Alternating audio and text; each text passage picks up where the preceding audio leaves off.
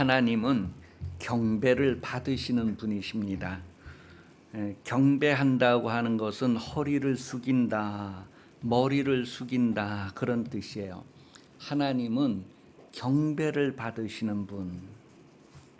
여러분이 어디 가서 허리를 숙인다고 했을 때에 하나님이 그 경배를 받으시는 분이다라는 것을 말해줍니다. 그러니 하나님 외에 다른 것에 경배한다고 하는 것, 다른 것에 머리를 숙이고 허리를 숙인다고 하는 것, 그것이 이제 우상이 되겠죠. 하나님만이 경배를 받으시는 분. 그때 그 하나님에 대하여서 오늘 본문은 높으신 하나님이다라고 표현을 하고 있어요.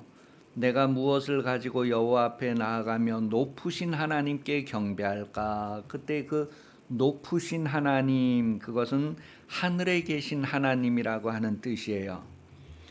우리가 하늘에 계신 그 하나님 앞에 나아갈 때에 무엇을 가지고 나아가야 할까? 이스라엘 백성들은 어떤 생각을 했느냐 하면 재물을 가지고 나가야 된다, 그렇게 생각을 했어요. 왜 그렇게 생각했느냐 하면 율법에 그렇게 가르쳐주고 있기 때문이에요. 레위기 9장 2절에서 5절 내용을 보면 이제 이스라엘 백성들이 하나님 앞에 나아갈 때에 왜 송아지를 가지고 갈까? 천천의 양을 가지고 갈까? 왜 그런 생각을 했을까? 했을 때 레위기 9장 2절에서 5절까지 내용을 보면 하나님 앞에 번제하려면, 제사를 드리려면 이런 걸 가지고 와라, 그런 말씀한 게 있어요. 그러니까 전혀 근거 없는 것이 아니라 성경을 그래도 듣고 아는 사람들이기 때문에 내가 하늘에 계신 그 하나님, 높은 곳에 계시는 하나님께 나아갈 때 무엇을 가지고 갈까? 좋은 송아지를 가지고 가야 되겠다. 그리고 양을 좀 이번에는 많이 가지고 가야 되겠다. 그런 마음을 가졌던 사람들이 바로 이스라엘 백성들이란 말이에요. 그리고 계속해서 내가 맏아들을 드릴까? 그리고 내 몸의 열매를 드릴까?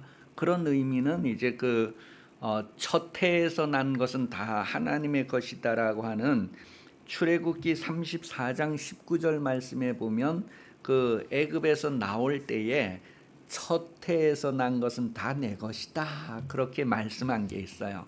그러니 이런 말씀을 알고 있던 이스라엘 백성들은 높으신 하나님께 나아갈 때 무엇을 가지고 갈까? 그랬을 때 내가 수송아지를 가지고 갈까? 많은 수의 양들을 가지고 갈까? 내 맏아들을 드릴까? 아니면 둘째 아들을 드릴까?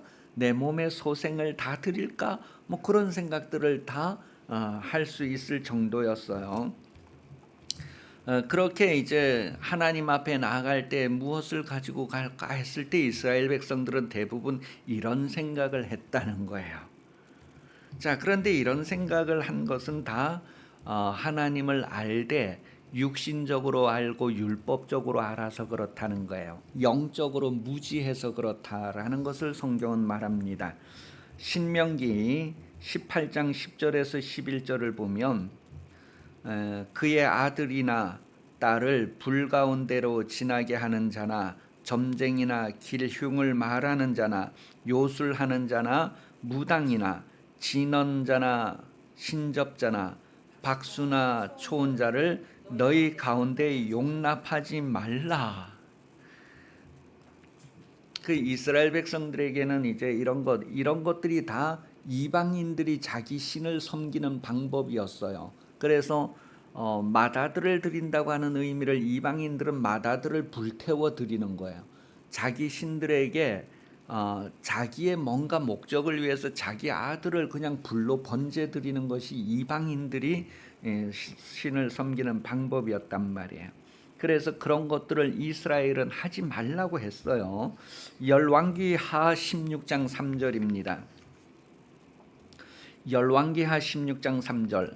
이스라엘의 여러 왕의 길로 행하며 또 여호와께서 이스라엘 자손 앞에서 쫓아내신 이방 사람의 가증한 일을 따라 자기 아들을 불 가운데로 지나가게 하며, 그 보니까 이방 사람들의 가증한 일을 따라서 하는 것이다, 그렇게 표현을 했잖아요. 그래서 이스라엘에게는 이렇게 하지 말라는 거예요. 사람을 죽이는 것 하지 말라는 거예요. 열왕기하 17장 17절입니다. 열왕기하 17장 17절, 또 자기 자녀를 불 가운데로 지나가게 하며 복술과 사수를 행함으로 스스로 팔려 여호와 보시기에 악을 행하여 그를 경노하게 하였으므로. 그러니까 스스로 팔렸다. 그러니까 뭐예요? 우상을 숭배하고 우상 섬기는 사람들을 따라하는데 자기 스스로 팔렸다. 자기가 스스로 그것을 선택했다. 왜요? 자기가 원하는 것을 이루기 위해서. 대부분 사람들이 자기 육신의 욕심을 위해서 우상을 섬기는. 그러니까 이게 너무 단적으로 교회에 다니는 사람들도 점쟁이한테가 물어보는 게 뭐예요? 자기 욕심을 위해서, 자기를 위해서 하나님 대신 그런 데가 물어보고 하는 거예요. 그런 것들이 다 자기가 스스로 팔렸다, 스스로 자기 자신을 정말 우상에게 내어주는 그런 행동을 했다는 거예요. 에스겔서 16장 21절에도 그런 내용을 기록하고 있어요. 에스겔서 16장 21절, 나의 자녀들을 죽여서 우상에게 넘겨 불 가운데 지나가게 하였다. 자기 자식들을 우상에게 넘겨주는, 건네주는 거예요. 그게 참, 하나님께서 모든 태의 첫 것은 내 것이다 그랬을 때 하나님께 그렇게 구별하는 거에 대해서 이방인들은 그걸 불태워서 죽이는 거로 이제 이방신을 섬기는데, 이스라엘 백성들도 지금 이방인들이 하는 방법을 그대로 하는 것을 자기들의 욕망을 위해서 그렇게 하는 것, 그런 것으로 나타내고 있는 거예요. 자, 여러분은 하나님을 어떤 분으로 아십니까? 높은 곳에 계시는 하나님, 하늘에 계신 하나님께 나아갈 때에, 그분을 경배하러 나아갈 때 무엇을 가지고 갈 것인가? 내가 오늘 금요일 하나님의 성전에 나올 때 나는 무엇을 가지고 왔는가? 앞으로도 예배 시간에, 주일날 예배할 때에 내가 하나님께 무엇을 가지고 나아갈 것인가를 한번 생각해 보시기 바랍니다. 이스라엘 백성들은 율법을 잘 알고 있었기 때문에 율법대로 송아지를 가지고 갈까, 천천에 만만에 그런 후한 그런 것 재물을 가지고 갈까, 그러면 하나님 기뻐하실 거야, 그런 생각을 가졌다고요. 심지어는 자기 맏아들을, 자기 몸에서 나는 자녀들을 하나님께 갈 때마다 하나씩 태워드리면 좋아하실까, 그런 생각까지 했다는 거예요. 뭐야? 그만큼 그 하나님 앞에 나아가면서 자기들이 원하는 것을 위해서는 이방인들이 하는 방법까지 동원하고자 하는 그런 상태에 있었다는 것. 그런 것들이 다 하나님을 알기는 아는데 육신대로 알고 율법대로 알고 하는 모습이었다는 거예요. 그 영적으로 하나님을 알지 못했다는 거예요. 영적으로 하나님의 뜻이 무엇인지를 분별을 못했다는 거예요. 그러니 인간의 수준에서 하나님은 이런 것들을 좋아하실 거야, 이런 것들을 기뻐하실 거야, 그런 수준에서 하나님 앞에 나아갔다는 거예요. 그러니까 여러분은 예배 때마다 하나님 앞에 어떤 마음을 가지고 어떤 준비를 하고 나올 것인가? 성경은 하나님은 제사보다 다른 것을 원하는 것이 있다 그랬어요. 하나님은 제사를 원하는 것이 아니라 다른 것을 원하신대요. 그것을 성경은 사무엘상 15장 22절을 통해서 말해주고 있어요. 사무엘상 15장 22절, 사무엘이 이르되 여호와께서 번제와 다른 제사를 그의 목소리 청종하는 것을 좋아하심같이 좋아하시겠나이까? 순종이 제사보다 낫고 듣는 것이 숫 양의 기름보다 나으니. 그러니까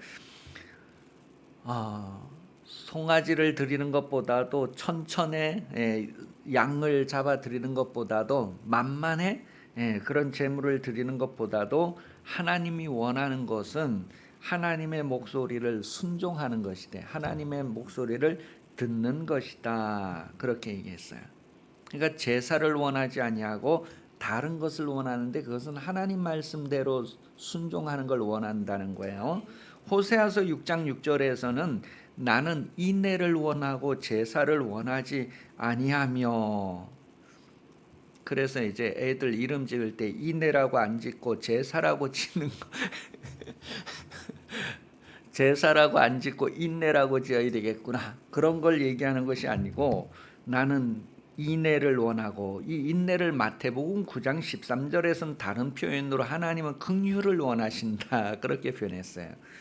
하나님은 인내를 원하고 제사를 원하지 아니하며 번제보다도 무엇을 원한다고요? 하나님 아는 것을 원하느니라. 그러니 이스라엘은 하나님을 섬긴다고 하면서 하나님을 알지 못했어요. 영적으로 알지 못했다는 거예요. 육신적으로 알고 율법도 알고 이렇게 하는데 다 자기 욕심을 위해서 이방인의 방법까지 동원하면서 하나님 앞에 나가서 모양을 갖추고 잘 되고자 하는 그런 신앙생활을 했다는 거예요. 그런데 영적으로 하나님을 안 게 아니라는 거예요. 마태복음 9장 13절입니다. 같이 읽어봐요. 너희는 가서 내가 긍휼을 원하고 제사를 원하지 아니하노라 하신 뜻이 무엇인지 배워라. 나는 의인을 부르러 온 것이 아니요 죄인을 부르러 왔노라 하시니라. 하나님의 뜻이 무엇인지를 배우라는 거예요.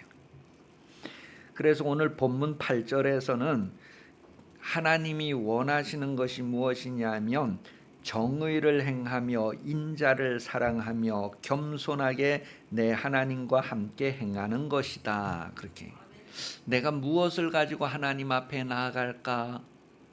송아지 가지고 갈까? 양을 가지고 갈까? 무수한 재물을 가지고 갈까? 맏아들을 드릴까? 둘째를 드릴까? 막 온갖 그런 아주 보여지는 방법을 동원해서 하나님 앞에 나아갈까? 그랬을 때에 그게 하나님을 모르는 사람들이 이제 그런 생각을 하는 거예요. 그래서 8절에서는 하나님이 원하는 것이 무엇이다라는 것을 가르쳐 주는 거예요. 정의를 행하며, 이 정의라고 하는 것은 하나님의 뜻대로 사는 것을 얘기해요. 삶을 얘기해요. 정의를 행하며 인자를 사랑하며, 이 하나님을 사랑하는 것을 얘기해요. 그 다음에 겸손하게 하나님과 함께 행하는 것이다.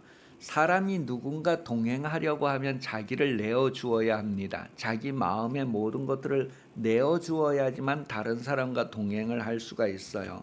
하나님과 동행하기 위해서는 하나님께 내 마음을 내어드려야 돼요. 나는 이쪽으로 가려고 하는데 하나님은 저쪽으로 가신다고 했을 때 이쪽으로 가려고 하는 내 마음을 내어드려야지만 동행을 할 수가 있는 거예요. 자, 그래서 오늘 본문 8절은 하나님이 원하시는 것이 무엇인가를 얘기했어요. 그게 바로 선이라는 거예요. 선. 하나님이 원하는 것은 선을 행하는 것이다 라고 정리를 하고 있어요. 자, 그러니 내가 무엇을 가지고 하나님 앞에 나아갈까? 그랬을 때에 하나님이 원하시는 것은 하나님의 말씀대로 사는 겁니다. 하나님의 말씀대로 사는 거예요. 자기가 원하는 대로 사는 것도 아니고 자기 욕심을 이루기 위해 사는 것도 아니고 하나님이 원하는 대로 사는 거예요. 여러분도 하나님이 원하는 대로 살고 싶습니까? 하나님이 원하는 대로 살고 싶으면 하나님을 사랑함이 있어야 한다는 거예요. 여러분 누군가를 위해서 산다면 제일 좋은 방법이 그를 사랑하는 마음이 있어야 한다는 거예요. 그래서 연애를 해본 경험이 있겠지만 사랑을 하게 되면 모든 좋은 것을 그를 향하여 집중을 하게 됩니다. 우리가 하나님을 사랑해야지만 하나님의 말씀대로 살 수가 있다는 거예요. 하나님을 사랑하는 것은 겸손함으로 드러난대요. 여러분 누군가를 사랑한다고 했을 때에 이제 결혼 이렇게 결혼해도 이렇게 허락받을 때 가서 탁 반 무릎을 딱 꿇고 반지를 쫙 올려주고 뭐 그러는 거 있잖아요, 그죠? 그게 자기를 낮춘다는 게 뭐냐면 여러분, 하나님을 사랑하는 것은요 겸손이라고 하는 것을 통해서 드러납니다. 예수님이 하나님을 어떻게 사랑했느냐 했을 때에 겸손으로 드러냈어요. 그 겸손이 십자가에 죽기까지 자기를 낮추시면서 하나님을 사랑했다는 거예요. 하나님의 말씀대로 사는데, 하나님의 말씀대로 순종하는데 자기 목숨까지 내놓으면서 순종했다는 것을 얘기해요. 그것을 겸손이다라고 말합니다. 그러니 우리가 하나님을 사랑한다고 했을 때에 하나님 앞에 겸손으로 그 사랑함이 드러나는 거예요. 그 겸손이 그냥 겸손이 아니라 하나님의 말씀을 순종하고 이루는 삶을 사는데 죽으라는 계명까지도 순종하고 이루는 것, 그게 바로 겸손이다라는 것, 그게 바로 사랑의 드러남이다라는 것을 말해요. 그러니 여러분, 우리가 하나님의 말씀대로 살려고 하면 하나님을 사랑함이 있어야 된다는 거예요. 빌립보서 2장 8절은 사람의 모양으로 나타나사 자기를 낮추시고 죽기까지 복종하셨으니, 그게 바로 하나님의 말씀을 순종하는 것, 하나님의 말씀을 듣는 것, 그 하나님이 원하시는 것이 그런 거라는 거예요. 어떤 송아지 가지고 오는 것, 그런 것보다도 하나님 말씀을 듣는 것이다. 9절 말씀에 보면 지혜에 대하여서 얘기합니다. 지혜라고 하는 것은 하나님을 경외하는 것이다 그랬어요. 지혜는 하나님을 경외하는 것이다. 9절에. 자, 그러면 이스라엘 백성들이 지금 내가 송아지 가져갈까, 양을 가져갈까, 아들을 잡아갈까, 그런 것들을 생각하는 것들은 지혜가 없다는 거예요. 어리석은 그런 모습이라는 거예요. 그러니 지혜가 없이 뭔가를 할 때 그것은 하나님을 경외하는 것이 아니라 우상을 섬기는 것이 된다는 거예요. 그래서 지혜가 없는 이스라엘의 모습에 대하여서 하나님을 경외하지 않는 것이다라는 것을 다시 한번 확인을 해주는 거예요. 그래서 이렇게 지혜가 없는 사람, 하나님을 경외하지 않는 사람들을 위하여서는 무엇이 준비되어져 있다고요? 무엇이요? 막대기가 준비되어져 있다. 그렇게 오늘 성경 9장 이하에 9절 이하에서 말하고 있어요. 그래서 하나님을 경배하는 방법이 사람에게 있는 것이 아니라, 사람의 생각대로 되는 것이 아니라, 하나님을 경외하는 방법은 바로 하나님이 정하신 방법, 하나님의 뜻대로 하나님을 경외하는 것이어야 한다는 것을 말해 주는 거예요. 그 하나님이 원하는 것이 뭐예요? 내가 원하는 것은 자비와 긍휼을 베푸는 것이다. 제사를 원하는 것이 아니라 긍휼을 원한다. 선을 행하는 것을 원한다. 하나님과 함께하는 것을 원한다. 우상과 함께하는 것이 아니라 하나님과 함께 행하는 것을 원한다. 그 성경은 하나님이 원하는 것을 다 기록해 놓았어요. 그 여러분, 우리가 하나님을 기쁘시게 섬기려면 하나님이 원하시는 것을 해야 되는데 그것이 바로 지혜라는 거예요. 그것이 하나님을 경외하는 것이다. 그래서 이스라엘은 하나님을 경외하는 것이 아니다라는 것을 말해주고 있어요. 오늘 저와 여러분의 신앙생활도 지혜가 있는가, 정말 하나님을 경외하는 삶을 사는가. 정의를 행한다고 했을 때 그 정의는 그 의미가 재판, 공의, 심판, 법령, 그런 미시파트라고 하는 단어를 사용하고 있어요. 정의. 그 정의는 이렇게 좀 풀어서 말씀드리면 하나님의 뜻대로, 말씀대로 이 땅에서 이루어지는 것을 정의라고 합니다. 하나님의 말씀대로, 하나님의 뜻대로 이 땅에서 이루어지는 것을 정의라고 해요. 그 정의를 행하며 그랬을 때에 자기들의 욕심을 채우려고 심판하고 재판하는 것이 아니라 하나님의 뜻을 바르게 나타내는 심판을 하는 것, 하나님의 뜻을 반영해서 심판하는 것, 그것을 정의라고 합니다. 그래서 신명기 1장 17절 말씀에 보면 이 재판이라고 하는 것, 정의라고 하는 것은 하나님께 속한 것이다, 그렇게 표현을 하고 있어요. 그러니 원래 재판이라고 하는 것, 정의라고 하는 것은 하나님께 속한 것이기 때문에 하나님께 속한 것을 잘 나타내는 것이 사람의 재판장이란 말이에요. 그 재판장은 자기 마음대로 재판하는 것이 아니라 하나님의 재판을 드러내는 것을 재판장의 모습으로 우리에게 말해주고 있어요. 그렇게 해서 하나님의 재판을 대신해서 이렇게 나타내는 것이 재판장이죠. 고린도후서 5장 20절에 그런 표현을 하고 있어요. 고린도후서 5장 20절, 그러므로 우리가 그리스도를 대신하여 사신이 되어 하나님이 우리를 통하여 너희를 권면하시는 것 같이 그리스도를 대신하여 간청하노니 너희는 하나님과 화목하라. 사신이라고 하는 것은 보냄을 받은 자를 얘기해요. 사신이라고 하는 것은 자기 뜻을 가서 얘기하는 것이 아니라 뭐예요? 보낸 자의 뜻을 받아서 그대로 전하는 것을 사신이라고 그래요. 그래서 이제 보냄을 보내신 이가 있고 보냄을 받은 나가 있는데, 나 사신은 뭐를 해야 되는가? 지금 읽었던 고린도후서 5장 20절 그 앞에 18절 19절을 보면 나와 있어요. 고린도후서 5장 18절 19절을 보면 사신이라는 것에 대한 내용을 풀어놓고 있어요. 보냄을 받은 자, 사신. 그랬을 때 18절부터 읽어봅니다. 시작. 모든 것이 하나님께로부터 났으며 그가 그리스도로 말미암아 우리를 자기와 화목하게 하시고 또 우리에게 화목하는 직분을 주셨으니 곧 하나님께서 그리스도 안에 계시사 세상을 자기와 화목하게 하시며 그들의 죄를 그들에게 돌리지 아니하시고 화목하게 하는 말씀을 우리에게 부탁하셨느니라. 여러분, 사신이라는 것은 보냄을 받았다는 거예요. 그래서 보냄을 받은 자에게는 뭐예요? 사신을 임명하는 그런 직분이 있다는 거예요. 여러분 보내면서 여러분에게 직분을 주어서 보낸다는 거예요. 직분만 주었을 뿐만 아니라 그 직분의 내용도 주었다는 거예요. 화목하게 하는 직분의 내용, 화목하게 하는 말씀을 주셔서 보냈다는 거예요. 그러니까 여러분이 매일 뭐예요? 하나님 앞에 모였다가 세상으로 갈 때에는 바로 사신이 되어서 가는 거예요. 그 무슨 사신이냐 했을 때 화목하게 하는 직분을 가지고 화목하게 하는 말씀을 가지고 갔단 말이에요. 자, 그럼 이제 우리의 삶이 다 사신의 삶을 살아야 되는데, 이 사신은 뭐예요? 자기의 뜻을 나타내는 것이 아니라 하나님의 뜻을 나타내는 거예요.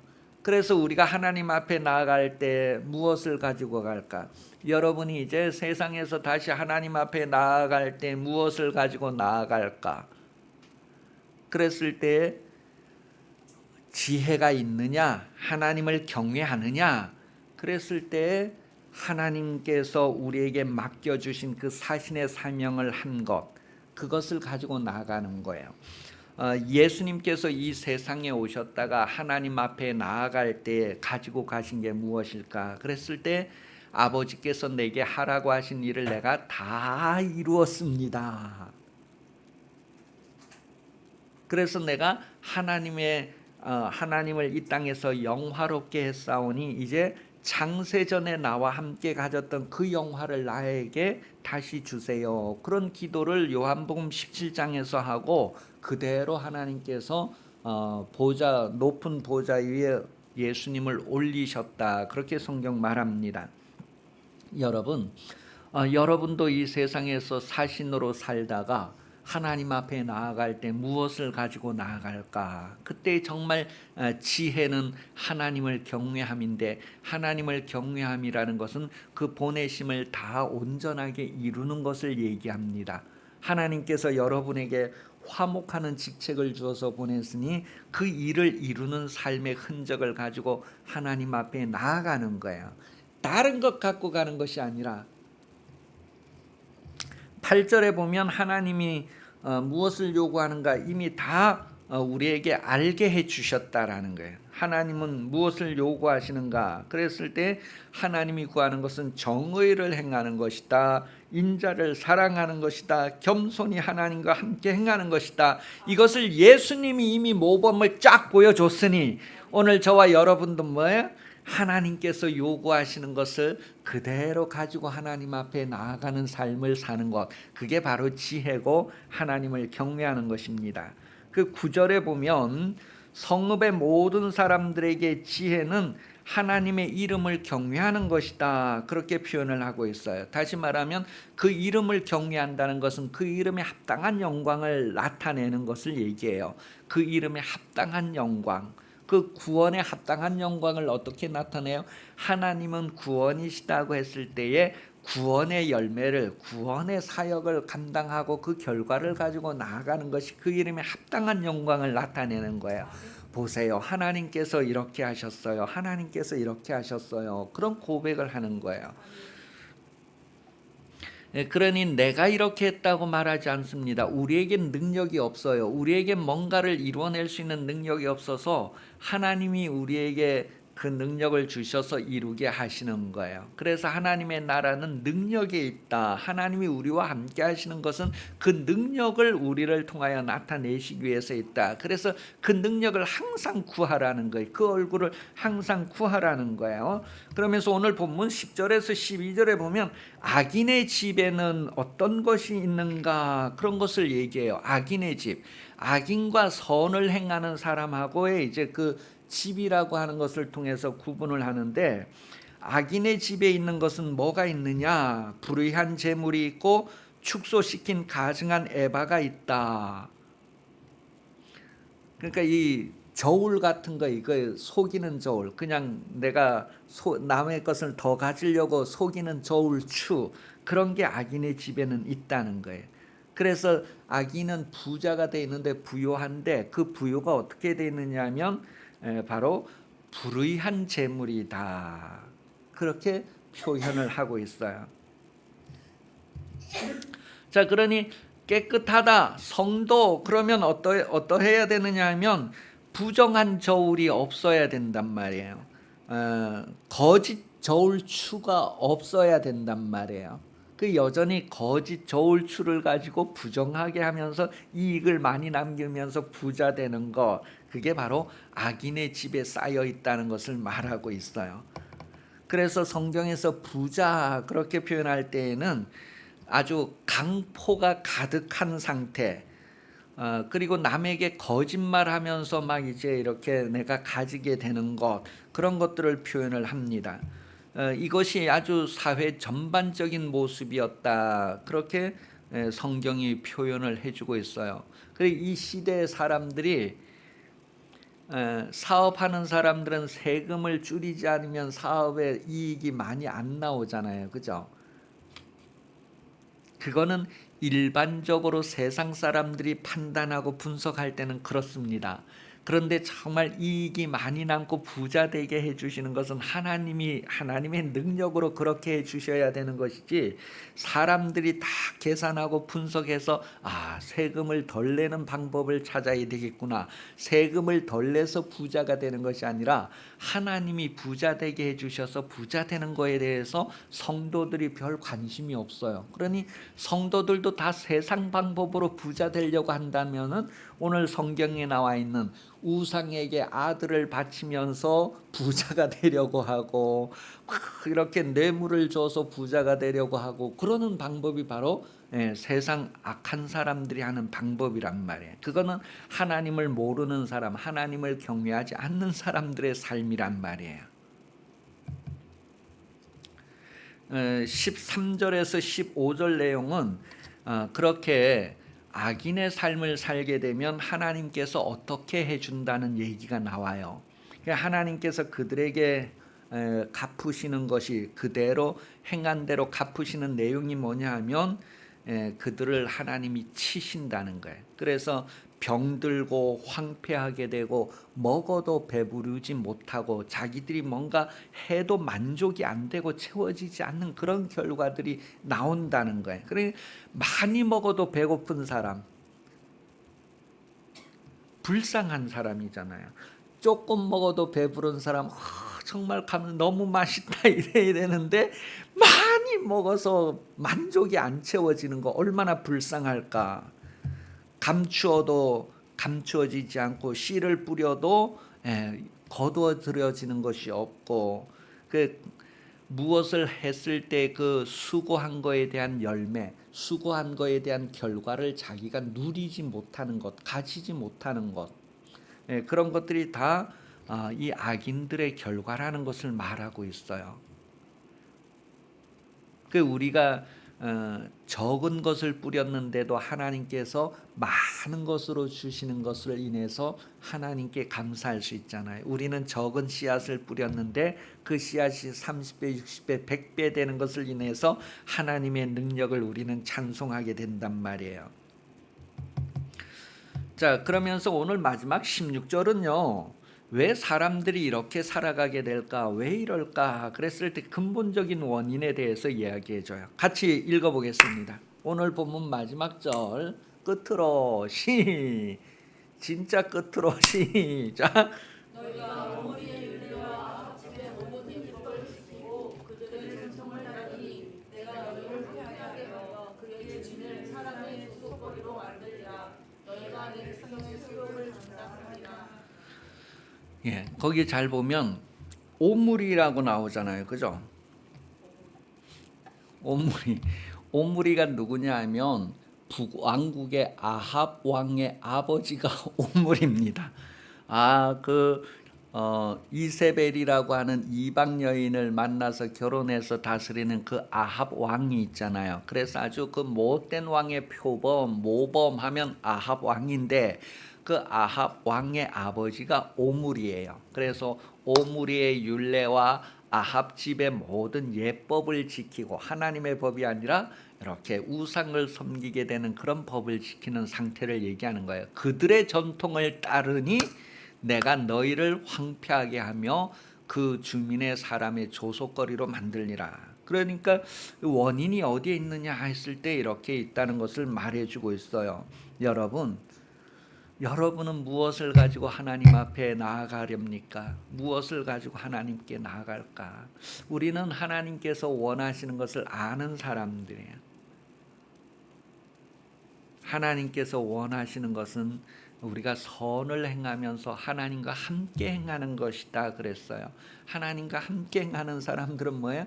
예수 그리스도의 모습을 닮아가는 그런 많은 열매들을 맺게 되죠. 그래서 하나님의 말씀을 듣고 그대로 행하여서 다 이루고 30배, 60배 많은 열매로 하나님의 영광을 나타내는 그런 삶을 살아야 할 것을 말하는데, 오늘 우리 기도할 때에 다시 한번 우리 자신을 돌아보면서 내가 예배 성공하고 있는가? 내 인생이 성공하고 있는가? 나는 하나님께 무엇을 가지고 계속 나가야 할까? 그랬을 때 우리에게 주신 직분이 있고 직책이 있고 우리에게 주신 말씀이 있다. 그것을 그대로 듣고 겸손하게 이루는 것, 거기에 정말 사랑하는 마음이 있어야지만 그런 걸 다 할 수 있게 된다는 것을 확인하면서 여러분 신앙을 위해서 기도하고 여러 성도들의 신앙을 위해서 기도하십시다. 다 같이 기도하겠습니다.